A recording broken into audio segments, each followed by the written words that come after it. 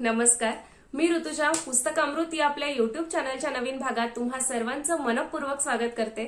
आजच्या भागात आपण ज्या पुस्तकाविषयी बोलणार आहोत ते पुस्तक तुमच्यापैकी बहुतांश जणांना माहिती असेल, काहींनी ते पुस्तक वाचलंही असेल, काहींना वाचण्याची इच्छा असेल पण अजून वाचलं नसेल. तर अशा सर्वांनी आजचा व्हिडिओ नक्की बघा, कारण पुस्तकातल्या अनेक महत्त्वाच्या गोष्टी आजच्या भागात मी सांगणार आहे. पुस्तक का वाचायला हवं हेही सांगणार आहे. तर पुस्तकाचं नाव आहे rich dad poor dad. Robert Kiyosaki यांनी हे पुस्तक लिहिलेलं आहे. पुस्तकाच्या मुखपृष्ठावर म्हटलंय अगदी त्याचप्रमाणे पैशांबाबतच्या अशा गोष्टी ज्या श्रीमंत आपल्या मुलांना शिकवतात पण गरीब किंवा मध्यमवर्गीय शिकवत नाहीत, अशा गोष्टी या पुस्तकात आहेत.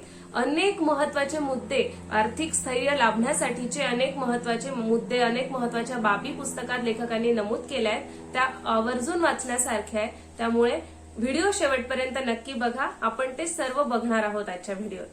लेखकांनी पुस्तकात सुरुवातीला त्यांच्या दोन वडिलांचे परस्पर विरोधी दृष्टिकोन कसे भिन्न होते याबद्दल सांगितलंय. दोन वडील म्हणजे एक त्यांचे खरे वडील ज्यांची परिस्थिती गरिबीची होती, आणि दुसरे वडील म्हणजे त्यांच्या जिवलग मित्राचे वडील जे अतिशय श्रीमंत होते. लेखक म्हणतात की दोघांचीही व्यक्तिमत्व अगदी प्रभावी होती. दोघांनीही त्यांच्या त्यांच्या अनुभवातून आलेल्या गोष्टी आम्हाला सांगितल्या, पण पैशांबाबत मात्र दोघांचीही मतं दोन टोकांची होती. दोघांचेही विचार परस्पर विरोधी असल्याने त्यांचे सल्लेही भिन्न असायचे. एक डॅड म्हणायचे की पैशांना मी माझ्या दृष्टीने फारसं महत्व नाहीये, तर या उलट दुसरे डॅड म्हणायचे की पैसा ही शक्ती आहे, मनी इज पॉवर. एक डॅड म्हणायचे म्हणजेच गरीब डॅड म्हणायचे की ही वस्तू विकत घेण्याची ना माझी ऐपत नाहीये, तर या उलट श्रीमंत डॅड म्हणायचे की ही वस्तू मला हवी आहे आणि मी ती विकत घेणार आहे. मग भले तेव्हा त्यांची ऐपत नसेल ती वस्तू खरेदी करण्याची, तेही आर्थिक स्थैर्य मिळवण्यासाठी त्यावेळेस झगडत असतील, पण जर एकदा त्यांनी ते ठरवलंय ना मग ते करायचे. त्यांचं असं तत्व असायचं की जर मी एकदा निर्णय घेतला तर त्या दृष्टीने मी पावलं उचलायला हवी, असा त्यांचा आग्रह असायचा. याचा अर्थ असा मुळीच नाही की मला जे वाटतं ते सगळंच मी विकत घ्यावं, पण जेव्हा आपण म्हणतो की ही वस्तू मला हवी आहे, ही वस्तू मला विकत घ्यायची आहे, तेव्हा आपला मेंदू त्या दृष्टीने कार्य करायला लागतो. आणि जेव्हा आपण स्वतःहूनच ठरवून टाकतो की ही वस्तू मी विकत घेऊ शकत नाही, तेव्हा सर्वात सामर्थ्यशाली असा जो आपला मेंदू आहे त्याला आपण स्वतःहूनच आळशी बनवत असतो. बरोबर आहे ना? रॉबर्ट म्हणतात की माझे एक डॅड म्हणायचे, शाळेत जा, खूप अभ्यास करा, भरपूर शिका, म्हणजे तुम्हाला एखाद्या चांगल्या कंपनीत चांगली नोकरी मिळेल. या उलट दुसरे जे डॅड होते, श्रीमंत डॅड, ते म्हणायचे की खूप अभ्यास करा, खूप शिका, म्हणजे तुम्ही एखाद्या चांगल्या कंपनीचे मालक व्हाल. बघा, फरक लक्षात घ्या. नोकरीची सुरक्षितता आणि त्यातून मिळणारे फायदे हे त्यांच्या एका डॅडना खूप महत्वाचे वाटायचे. जर मी सरकारी नोकरी मनापासून केलीये तर नोकरीत आणि निवृत्तीनंतर मिळणाऱ्या गोष्टींवर माझा हक्क आहे असं त्यांना वाटायचं. पण या उलट श्रीमंत डॅडांचं असं म्हणणं असायचं की आपला स्वसमर्थ्यावर अधिक विश्वास असायला हवा. आर्थिकदृष्ट्या आपल्याला कमकुवत करणाऱ्या विचारांपासून आपण दूर असायला हवं असं त्यांचं मत असायचं. एकीकडे रॉबर्ट यांचे गरीब डॅड म्हणायचे की मी कधीच श्रीमंत होऊ शकत नाही, आणि तसंच झालं. स्वतःबद्दल त्यांनीच केलेलं भाकीत खरं झालं. दुसरीकडे रॉबर्ट यांचे श्रीमंत डॅड कायम मी श्रीमंत आहे असंच म्हणायचे. बघा, म्हणजे आपले सशक्त विचार किती महत्वाचे असतात. आपल्या संपूर्ण जीवनाची दिशा ते ठरवत असतात. लेखक म्हणतात की हे पुस्तक त्या 6 धड्यांवर आहे जे धडे त्यांना त्यांच्या श्रीमंत डॅडकडून मिळाले होते. हे धडे समजायला अगदी सरळ सोपे आहेत, आणि आजच्या व्हिडिओत आपण तेच थोडक्यात जाणून घेणार आहोत. त्यामुळे व्हिडिओ शेवटपर्यंत नक्की बघा. श्रीमंत डॅड यांचा पहिला धडा आपल्याला सांगतो की गरीब लोक पैशांसाठी काम करतात, पण श्रीमंतांजवळचा पैसा हा त्यांच्यासाठी काम करतो. खरंय, कारण आपण पैशांसाठी काम करायला तर शिकतो, पण पैशांना आपल्यासाठी कामाला लावायला आपण कधीच शिकत नाही. श्रीमंत डॅड यांनी सांगितलेला दुसरा धडाही फार महत्वाचा आहे. त्यांच्या मते आपल्यापैकी बहुतांश लोक आर्थिक स्तरावर कायम झगडत असतात. याचं प्रमुख कारण म्हणजे त्यांना ऍसेट्स आणि लायबिलिटीज म्हणजेच मालमत्ता आणि कर्ज यामधला फरकच नीट माहीत नसतो. खरं तर मालमत्ता आणि कर्ज यामधला फरक न करणं हेच आपल्या आर्थिक अडचणींचं प्रमुख कारण असू शकतं, आणि याबद्दल लेखकांनी पुस्तकात अतिशय सुंदर पद्धतीने समर्पक शब्दात मांडलंय. ते खरोखर वाचण्यासारखं आहे.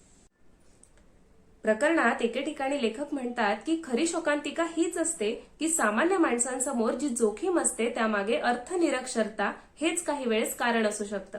कारण जर त्यांच्यावर कर्जाचं ओझं असेल आणि उत्पन्न निर्माण करणाऱ्या मालमत्ताही नसतील तर त्यांच्या उत्पन्नाचा एकमेव सोर्स म्हणजे त्यांचा पगार आणि उदरनिर्वाहासाठी ते पूर्णपणे त्यावरच अवलंबून असतात. आणि खरोखर जेव्हा आयुष्य आमूलाग्र बदलवून टाकणारी, आयुष्य घडवणारी संधी अशा लोकांसमोर येते तेव्हा ते त्या संधीचं सोनंही करू शकत नाही.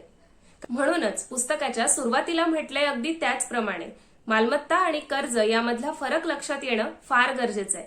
कारण एकदा का तो फरक लक्षात आला तर आपण मालमत्ता खरेदी करण्यावर म्हणजे उत्पन्न निर्माण करणाऱ्या मालमत्ता खरेदी करण्यावर लक्ष केंद्रित करू आणि साहजिकच खर्च कर्ज कमीत कमी ठेवण्याचा आपण प्रयत्न करू. जेणेकरून काय होईल, मालमत्तेचा पाया अधिक खोलवर जाईल आणि आपण श्रीमंतीच्या अनेक पायऱ्यांपैकी काही पायऱ्या पार केलेल्या असतील. यानंतरचा धडा आपल्याला सांगतो की आपण आपला उद्योग ओळखायला शिकलं पाहिजे आणि त्यावर लक्षही दिलं पाहिजे. उद्योगाकडे लक्ष द्यायचं म्हणजे नक्की काय करायचं तर मालमत्तेचा रकाना सांभाळायचा, तो स्ट्रॉंग करायचा. म्हणजे आपण कायम मालमत्तेचा रकाना भरत राहायला पाहिजे. याही प्रकरणात लेखक आपल्याला मध्यमवर्गीय व श्रीमंत यामधला एक महत्वाचा फरक सांगतात जो खरोखरच पटण्यासारखा आहे.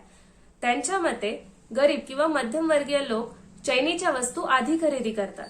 या उलट श्रीमंत लोक चैनीच्या ज्या काही वस्तू असतील, घर असेल, गाडी असेल, दागदागिने असतील, ज्या काही आणखीन वस्तू आहेत चैनीच्या, त्या सर्व वस्तू ते शेवटी खरेदी करतात. म्हणजे या सर्व गोष्टी खरेदी करण्याच्या नादात ते स्वतःवर कर्जाचा डोंगर लादून घेत नाही.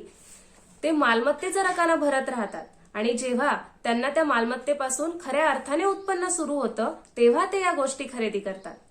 पुस्तकात हे खरोखर अगदी समर्पकपणे मांडलंय आणि हेच श्रीमंतांचं सर्वात मोठं रहस्य आहे जे सर्वांना माहीत असायला पाहिजे.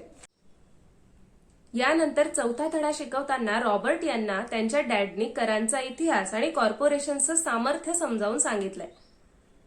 आपण पहिला धडा पाहिला, त्यात काय म्हटलंय, पैशांसाठी काम करू नका तर पैशांना तुमच्यासाठी कामाला लावा. इथेच त्या सामर्थ्याविषयीच्या बाबी अधोरेखित होतात. जेव्हा आपण पैशांसाठी काम करत असतो तेव्हा आपण ते सामर्थ्य आपल्या मालकाला देत असतो, म्हणजे आपण त्याला श्रीमंत करत असतो. पण जेव्हा पैसा आपल्यासाठी काम करायला लागतो तेव्हा ते जे सामर्थ्य आहे ते आपल्या ताब्यात असतं आणि तेव्हा खऱ्या अर्थाने आपण श्रीमंत होत असतो. आणि हे अधिक स्पष्ट स्वरूपात पुस्तकात मांडलंय, ते तुम्ही आवर्जून वाचा. श्रीमंत डॅडने शिकवलेला पाचवा धडा आपल्याला सांगतो की श्रीमंत लोक पैसा का व कसा निर्माण करतात. यासाठी सर्वात महत्वाची पायरी शिकणं खूप गरजेचं आहे. ती पायरी म्हणजे आर्थिक बुद्धिमत्ता वाढवण्यावर भर देणं. कारण जर आपल्याला आपल्या आर्थिक भविष्याचा ताबा घ्यायचा असेल तर ही पायरी समजून घेणं खूप म्हणजे खूप महत्वाचं आहे. यानंतरचं प्रकरण म्हणजे सहावा धडा आपल्याला सांगतो की शिकण्यासाठी काम करा, पैशांसाठी नको.